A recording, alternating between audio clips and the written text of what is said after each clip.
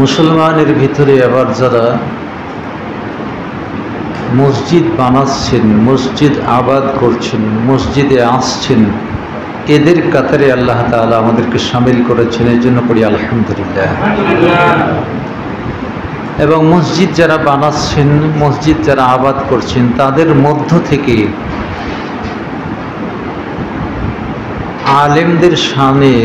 আলেমদের সাথে যাদের মহাব্বত, ওলামা ইকরামকে যারা মহাব্বত করেন, ভালোবাসেন, তাদের কাতারেও আমাদেরকে আল্লাহ শামিল করেছেন বলে আলহামদুলিল্লাহ।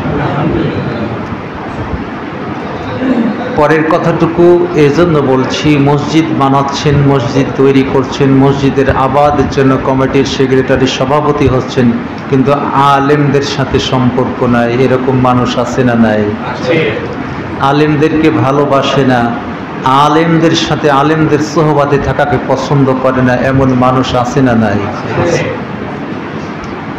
তো শেষের বাক্যটি এজন্য বলেছি যে রব আমাদেরকে মসজিদ বানানোর কাজে শামিল করেছেন, মুসলমান বানিয়েছেন, সাথে সাথে উলামা হযরতের সাথে মহব্বত রাখার, রিশতেদারি রাখার যে সুযোগ, তৌফিক আল্লাহ তাআলা দিয়েছেন, তার দরবারে হৃদয় থেকে একেবারে হৃদয় নিংড়ানো শুকরিয়া আদায় করছি। সবাই পড়ে আলহামদুলিল্লাহ। নবিকুল শিরভূষণ, আম্বিয়াকুল শিরতাজ, तमाम मखलुकातेर रहमत, विश्व मानवतार महान मुक्तिदूत, विश्व मानवतार सर्व विषय निखुत शिक्षक मुहम्मदुर रसूलुल्लाह सल्लल्लाहु अलैहि वसल्लामेर प्रति हृदय निंगड़ानो मोहब्बत बिजड़ित दरूद एवं सालाम निवेदन करछि। सबाई पढ़छि सल्लल्लाहु अलैहि वसल्लाम।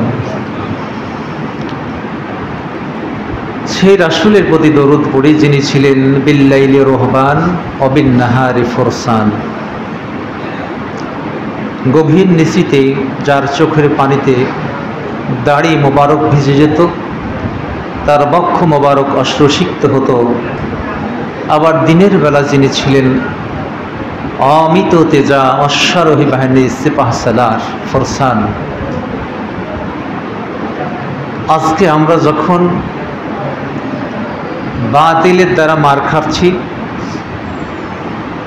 ইসলাম বিরোধী শক্তির দ্বারা নির্যাতিত নিষ্পেষিত হচ্ছি, তার অন্যতম কারণগুলোর ভিতরে একটি কারণ এটিও আলহামদুলিল্লাহ বিল্লাইলে রহবানের হুকুম পালন করছি, এই সুন্নাত পালন করছি, রাত্রিবেলা তাহাজ্জুদ পড়ছি, কোরআন পড়ছি, কিন্তু দিনের বেলা ইসলামের জন্য, দিনের জন্য, দিনের ফিকিরে, ইসলামের ফিকিরে কাল থেকে কালান্তরে, স্থান থেকে স্থানান্তরে আমাদেরকে হিজরত করতে হবে।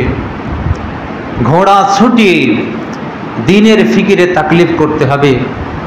আল্লাহ জমিনে আল্লাহর দিন কায়েমের জন্য, ইকামতের দিনের জন্য ফরসান হতে হবে। সে ফিকির আমাদের জীবন থেকে হারিয়ে গেছে, যার কারণে আমরা নির্যাতিত নিষ্পেষিত হচ্ছি।